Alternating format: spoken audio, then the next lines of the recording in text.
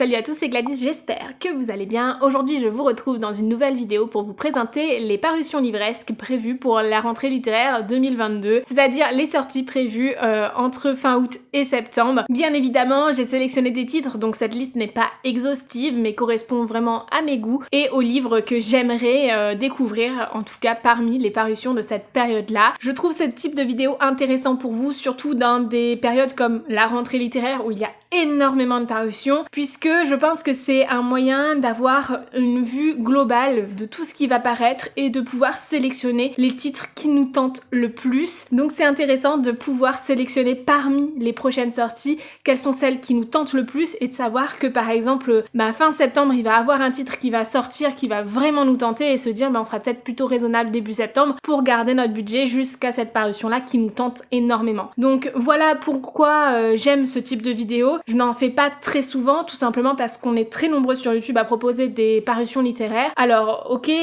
souvent ce sont des listes non exhaustives qui correspondent vraiment au goût de certaines personnes. Néanmoins, je trouve que quand on en regarde quelques-unes, on a quand même très souvent les mêmes titres qui reviennent. Vous me l'avez demandé pour ce coup-ci et je vous la fais avec plaisir parce que moi aussi j'adore me renseigner sur la rentrée littéraire puisqu'il y a énormément de titres et c'est encore plus intéressant que les autres mois. C'est vrai que, comme je vous le disais dans une autre vidéo, je ne sais plus laquelle, j'aime beaucoup cette démarche de recherche pour savoir quels sont les titres qui vont sortir et savoir s'ils me plaisent ou pas, s'ils me tentent et tout. Mais c'est vrai que depuis quelques mois, depuis que je reçois beaucoup de services de presse, je reçois les communiqués de presse des maisons d'édition qui m'intéressent en fait et avec lesquels je suis partenaire et du coup j'ai déjà en fait certaines informations sans avoir à aller les chercher. Pour cette vidéo j'ai eu un gros travail de recherche à faire quand même, même si je suis au courant de beaucoup de sorties puisque déjà il fallait lister tout ça, s'assurer des dates de sortie etc. Et en même temps bien aller chercher les résumés et les raisons qui font que j'ai envie de lire ces livres parce que je pense que au-delà du résumé du livre, ce sont plutôt les raisons qui m'attirent vers ce livre-là qui vous intéressent parce que elles seront sûrement proches des vôtres en fait, tout simplement. Du coup, on va commencer tout de suite. J'espère que cette sélection de parutions livresques vous plaira et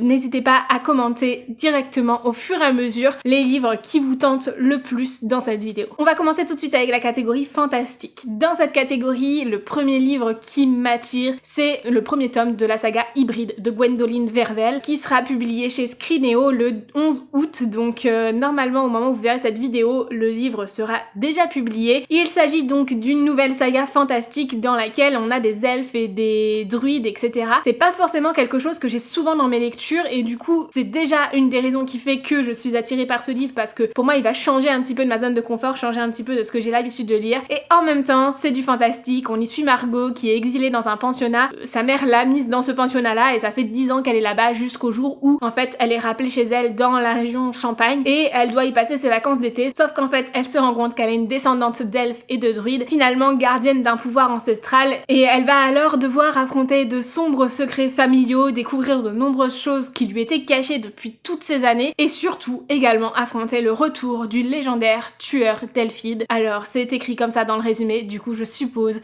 que ça correspond à cette mixité entre les elfes et les druides et je trouve ça génial, rien que le fait qu'il y ait voilà des hybrides dans cette histoire et j'ai hâte de voir comment tout ça est amené, comment tout ça est créé. Bref, ça me tente énormément et je pense que je vais craquer pour ce titre très prochainement. Ensuite, j'ai sélectionné Seul un monstre de Vanessa Len, donc qui est un premier tome d'une trilogie fantastique également, qui est prévu donc aux éditions Lumen pour le 8 septembre. Ici, on va suivre Joanne qui vit un été idyllique jusqu'au jour où tout bascule et pour sauver ses parents d'une mort certaine, elle va devoir s'allier avec l'héritier du clan ennemi, Aaron, mais surtout elle va devoir accepter sa vraie nature puisqu'il s'avère qu'elle est un monstre. En même temps, toute cette histoire traite de monde magique dissimulé au milieu d'une autre, mais également de voyages dans le temps, de familles rivales, de pouvoirs insoupçonnés, d'âmes sœurs, etc. Donc je pense que c'est vraiment une romantasy qui va énormément me plaire. Les mots-clés donnés sont monstre, voyage dans le temps et société secrète magique. Rien que ça m'a fait craquer et du coup je vais le recevoir en service de presse de la part de la maison d'édition Lumen que je remercie grandement pour cet envoi que je recevrai prochainement. On passe ensuite à la catégorie fantasy et je crois que c'est dans cette catégorie là qu'il a le plus de livres, si ce n'est peut-être la romance qui arrivera à la toute fin de cette vidéo. Alors pour la fantasy, j'ai sélectionné le deuxième tome de Rouage et de sang, donc de A.D. Martel. Je n'ai toujours pas lu le premier, mais voilà, le deuxième sortira le 18 août dans la maison d'édition Scrinéo. D'ailleurs, il m'avait envoyé le premier tome, donc il est vraiment temps que je me mette à le lire et je pense que si j'aime deuxième, je craquerai sûrement pour le deuxième. Il s'agit donc d'une suite de saga que je suis impatiente de commencer, puisqu'ici on est sur de la fantasy, une histoire qui se passe dans les bas quartiers d'Arcantras, où il y a une grosse menace qui court, voilà, une créature avide de chair humaine qui fait des ravages en fait et qui enlève les enfants une fois la nuit tombée. Sauf qu'on va suivre Rowena, une jeune orpheline passionnée de mécanique qui se moque bien en fait de ces choses-là et qui va aller dans les bas-fonds de Arcantras prendre quelques risques inconsidérés finalement. Et là-bas, elle va rencontrer donc Eugène. Eugène est un journaliste qui enquête justement sur ces enlèvements et ils vont s'allier en fait et du coup j'ai hâte de voir ce duo entre un enfant et un adulte et puis de voir comment tout ça va se passer. Enfin bref, ça m'attire énormément. C'est de la fantasy plutôt steampunk et justement ça sort un petit peu de ma zone de confort, donc je trouve ça hyper intéressant. J'ai déjà lu Le Secret du Faucon de l'autrice et j'avais beaucoup aimé. Du coup j'ai hâte de voir sa plume et sa manière d'écrire dans un genre complètement différent. Bref, le premier tome m'attend très sagement dans ma pile à lire et il serait temps que je le lise pour pouvoir potentiellement découvrir le tome 2 qui sortira le 18 août. Ensuite, dans ce genre fantasy, j'ai noté plutôt de la fantasy urbaine, fantasy, vous vous en doutez, il s'agit du tome 2 de Crescent City de Sarah J. Maas que j'attends impatiemment, qui est sans cesse reporté et la dernière date donnée était le 1er septembre mais elle n'a toujours pas été confirmée, donc je ne sais pas encore s'il sortira le 1er septembre chez De Saxus ou plus tard, mais je l'attends avec impatience. Il s'agit ici de l'histoire de Bryce qui est mi-humaine, mi-faée et qui est témoin d'un meurtre, puis 2 ans plus tard elle se retrouve à devoir enquêter sur ce meurtre en question, en tout cas sur des meurtres de nature similaire, aux côtés d'un ange déchu, Hunt, et donc il y a toute une romance qui s'installe entre eux et Hunt et Bryce deviennent un peu plus que des simples partenaires pour l'enquête et j'adore cette histoire. Enfin c'est un monde qui est génial, qui est hyper bien développé et tout ça. J'ai toujours pas lu le tome 2 que j'ai dans ma pile à lire en anglais, tout simplement parce que j'attends aussi sa traduction française pour pouvoir le lire en même temps que ma meilleure amie Annabelle, donc du conte Le Royaume de Papier, qui lit que en français et du coup voilà, on attend avec impatience cette sortie. La dernière date donnée était le 1er septembre mais elle n'est toujours pas confirmée. Ensuite, j'ai noté Fable de Adrienne Young qui sortira chez Rajo le 7 septembre. Il s'agit d'une romantasy également qui me fait extrêmement envie. Ici, on y suit Fable, une jeune fille de 17 ans qui est fille d'un puissant marchand mais qui a été abandonnée sur une île peuplée de voleurs et qui va tout faire pour retrouver son père et obtenir son héritage. C'est une histoire qui a un côté vraiment piraterie, etc. qui me plaît énormément. Bref, j'ai vraiment hâte de découvrir cette histoire. Elle me fait extrêmement envie. Je l'avais déjà noté depuis très longtemps dans ma wishlist en anglais, mais puisque là le titre sort en français, autant opter pour la facilité et le lire en français dans ce cas-là. Ensuite, j'ai noté la parution de Blood and Honey, le 2e tome de la saga Serpent and Dove de Shelby Maureen, qui sortira chez De Saxus le 8 septembre. Cette fois-ci, la date a été confirmée par la maison d'édition. Blood and Honey, c'est un livre que j'ai déjà lu en anglais, puisque j'ai déjà lu les 2 premiers tomes de cette saga en anglais, mais je me suis dit que ça pouvait être sympa de vous le présenter ici pour ceux qui ne sont pas forcément au courant ou autre, parce que j'ai vraiment bien aimé Serpent and Dove. Alors Blood and Honey, c'est pas forcément mon tome préféré pour le moment de cette trilogie, mais c'est un tome que j'ai vachement bien aimé et surtout, enfin voilà, j'adore cette histoire. C'est une romantasy Enemies to Lovers que je vous recommande vivement. Ici on y suit Louise qui est une sorcière qui a fui son clan, qui s'est réfugiée dans une ville où les sorcières comme elle sont craintes, chassées et brûlées, et en même temps cette jeune femme qui a renoncé à toute sa magie, etc. se retrouve forcée d'épouser Reed, un chasseur de sorcières, donc qui est assermenté par l'église, et vous vous en doutez, ça va être très compliqué puisque tout fait qu'ils sont censés se détester. C'est vraiment, ils sont de nature complètement opposées et l'un est assermenté pour tuer l'autre en fait, donc c'est très compliqué et j'aime beaucoup cette histoire, je la trouve vraiment super chouette. Bref, si vous ne connaissez pas encore Serpent and Dove, je vous invite à découvrir cette trilogie. Ensuite, j'ai noté Les Ombres de Rookhaven, le 2e tome des Monstres de Rookhaven de Padraig Kenny, qui paraîtra aux éditions Lumen le 8 septembre. C'est une duologie, donc c'est le 2e tome de la duologie, donc elle sera complète après ça, et franchement j'avais tellement aimé le 1er tome, c'était super chouette. C'est une histoire dans laquelle on suit Jem et Tom, qui sont 2 orphelins, souvent le cas quand même, bref, 2 orphelins qui pénètrent dans un manoir qui est peuplé de monstres finalement. Pourtant, ces monstres sont très bienveillants avec eux, mais par contre ces monstres craignent également d'autres choses qui se passent à l'extérieur, et du coup face à tout ça, Jem et Tom vont remettre en question leurs croyances et se rendre compte que les monstres ne sont pas tous mauvais. C'est une histoire qui est pleine de tolérance, pleine de bonté et que j'ai énormément appréciée. Il s'agit ici de fantasy jeunesse à la limite du young adulte. Je sais plus à partir de quel âge cette histoire est recommandée, mais vraiment c'est très accessible même pour un public relativement jeune. C'est une histoire qui est juste géniale et que je vous invite vivement à découvrir si ça vous intéresse. Ensuite on passe à la science-fiction. Dans ce genre je n'ai qu'un seul titre à vous présenter, il s'agit du tome 3 de Aurora Squad de Amy Kaufman et Jay Kristoff qui paraîtra aux éditions Casterman le 7 septembre. J'ai tellement hâte de découvrir la suite et la fin de cette trilogie. Aurora Squad, c'est une histoire de science-fiction dans laquelle on suit Tyler et tout son escadron, en fait toute sa bande de potes au fin fond de la galaxie. Ils vivent de nombreuses aventures au cours de ces 2 premiers tomes déjà et j'ai hâte de voir comment se terminera cette trilogie. Franchement, c'est une histoire que j'ai adorée. Je vous ai déjà parlé plusieurs fois des 2 premiers tomes et j'ai tellement hâte de lire la suite. Ça va être trop bien, donc j'attends ce livre avec impatience. Ensuite, dans un genre un peu plus historique, j'ai également noté la sortie donc du roman Les Carnets de l'apothicaire de Natsui Yuga, qui sortira donc le 25 août aux éditions Lumen.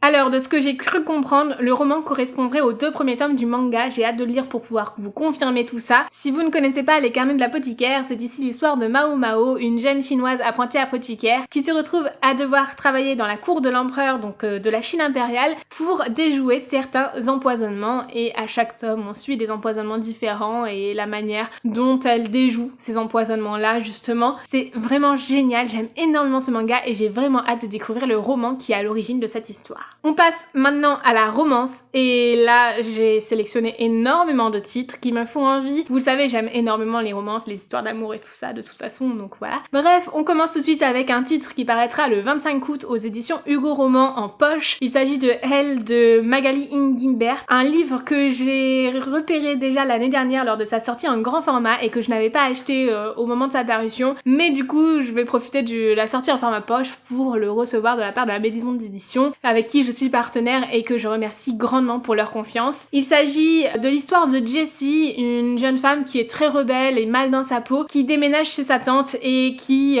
décide de tout faire pour échapper aux démons de son passé. Le truc c'est que Jessie est très solitaire et va cependant se faire de nouveaux amis, rencontrer quelqu'un et en même temps relier, en tout cas découvrir une passion pour la musique. Et j'ai tellement hâte de voir cette histoire, de voir comment tous ces facteurs de sa vie vont lui permettre de se reconstruire. Bref, une histoire qui m'attire énormément, qui me tente beaucoup et que j'ai hâte de découvrir dès le 25 août. Ensuite, j'ai noté L'As de pique de Morgane Mancomble qui paraîtra le 1er septembre. Il s'agit ici d'un spin-off en quelque sorte de L'As de cœur de la même autrice. Dans cette histoire, on suit un couple différent. Cette fois-ci, il s'agit de Daisy Coleman, qui est une enfant star et la chanteuse la plus en vogue en ce moment. Elle a tout ce qu'elle veut dans la vie, sauf l'amour. Parce que depuis toujours, elle craque pour le meilleur ami de son frère. Jamais elle n'a tenté de l'approcher, sauf qu'un jour, cette personne en question se retrouve à être son garde du corps et là, la tension est très forte entre eux. Bref, c'est une histoire qui me tente énormément. Je n'ai pas encore lu L'As de cœur, mais ça va être chose faite très bientôt pour pouvoir découvrir L'As de pique à partir de septembre. Ensuite, j'ai noté aux éditions Hauteville cette fois-ci le 7 septembre la parution de The Love Hypothesis, un livre qui me tentait déjà en anglais puisqu'on le voit partout sur les réseaux sociaux littéraires. Il s'agit ici d'une romance à base de fake dating dans le milieu universitaire. Ça avait beaucoup d'aspects qui pouvaient me plaire. En plus, j'aime beaucoup le fait que cette fois-ci ce soit pas le milieu universitaire sportif mais scientifique. J'ai une thèse en chimie, donc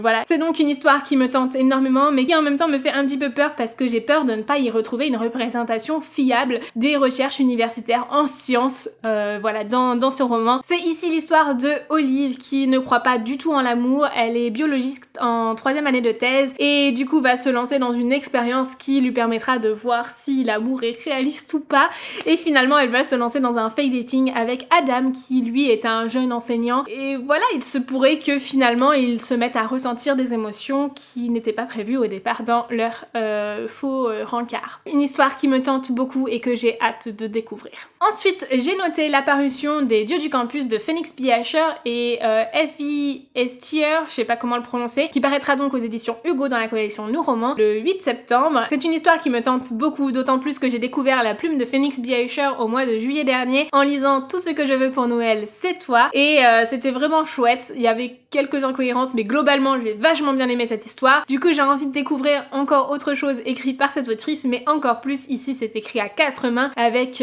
Evie Estier en plus. Il s'agit donc d'une romance dans le milieu universitaire, mais sportif cette fois-ci. J'aime trop ça depuis que j'ai lu Off Campus, je suis trop fan de sport universitaire. Autant il y avait plein de choses qui me dérangeaient dans Off Campus, mais le domaine sportif universitaire m'a énormément plu. J'ai vachement aimé aussi le domaine romance dans le milieu sportif lorsque j'ai eu Play Hard, et du coup j'ai envie de continuer dans ce genre-là encore une fois. Cette fois-ci on suit un quarterback d'une équipe de football, donc voilà, j'ai hâte de voir ce qui va en être. Même si j'avoue avoir une préférence pour le hockey que le football américain, je pense que ça va vachement me plaire et du coup j'ai hâte de découvrir ce titre. Ensuite j'ai noté la parution de tome 4 de la saga Compass de Brittany Seccheri qui sortira donc le 15 septembre, toujours aux éditions Hugo dans la collection New Romance. C'est le 4e et dernier tome de cette saga, dont je n'ai lu que le premier. Dans chaque tome, on suit un couple différent. Et ici, l'histoire se passera à Chicago, où on va suivre une amitié qui se transforme en histoire d'amour. Et voilà, apparemment, le protagoniste est une personne qu'on rencontre dans le 3e tome. Bah voilà, j'en sais pas beaucoup plus. J'ai pas tellement lu la suite, mais j'ai vachement bien aimé le premier. Puis c'est Brittany Seccheri, quoi. Elle nous emporte toujours, elle joue avec nos émotions et nos sentiments, c'est un truc de dingue. J'aime énormément cette autrice et sa manière de se jouer de nous, et en même temps ses personnages sont toujours très touchants, très attachants. Souvent on parle de reconstruction de soi et ce sont des sujets qui me plaisent énormément dans ses romans. Bref, j'aime beaucoup, j'ai vachement aimé le premier tome de cette saga qui était à la limite du coup de cœur. Je crois même qu'à un moment donné j'en avais parlé comme un coup de cœur. Bon, avec le recul je pense que c'est plutôt un 4,5 sur 5, mais franchement j'ai tellement hâte de lire la suite de cette saga qui attend sagement dans ma palle et de découvrir enfin le 4e tome de cette saga. Dernier livre que j'ai noté pour cette rentrée littéraire, il s'agit de La Force de Renaître, un livre également de Brittany Seccheri qui cette fois-ci est une édition en format poche, donc une réédition, qui sortira également le 15 septembre chez Hugo dans la collection New Roman Poche. Il s'agit ici d'un one-shot, donc d'une de mes autrices favorites, vous l'avez compris, j'aime énormément Brittany Seccheri. Dans cette histoire, on va suivre un couple qui cette fois-ci se forme dans une ferme. On va suivre des personnes qui ont besoin de se reconstruire mais ont surtout besoin d'accepter de limiter leur ambition et de céder à l'amour finalement. Je pense que ça va être super chouette, j'en sais pas beaucoup plus, j'en ai pas beaucoup entendu parler finalement, et j'ai hâte de découvrir ce one-shot de l'autrice parce que ça va beaucoup me plaire encore une fois. C'est une autrice que j'aime énormément et qui jusqu'ici ne m'a jamais vraiment déçue. Ça a toujours été d'excellentes lectures, même si parfois je trouve que c'est peut-être un petit peu mélodramatique par moment. Globalement, je passe toujours d'excellents moments à lire ces livres et j'ai hâte d'en lire encore d'autres. Voilà tout pour ces sorties littéraires que j'ai repérées entre août et septembre. Si jamais il y a des titres qui vous tentent, qui ne sont pas dans cette vidéo, n'hésitez pas à les mettre en commentaire parce que ce sera toujours super chouette pour les personnes qui arriveront après de pouvoir lire vos commentaires et découvrir ces autres titres. Et puis moi également, ça me fera énormément plaisir parce que peut-être que je suis passée à côté de certaines choses et ça me donnera envie de découvrir d'autres livres auxquels je n'aurais pas pensé. J'espère vraiment que cette vidéo vous aura plu, qu'elle aura répondu à vos attentes, qu'elle vous aura permis de découvrir certaines de ces prochaines parutions, et surtout, moi je vous souhaite de très belles lectures et je vous dis à très bientôt dans une nouvelle vidéo. Ciao!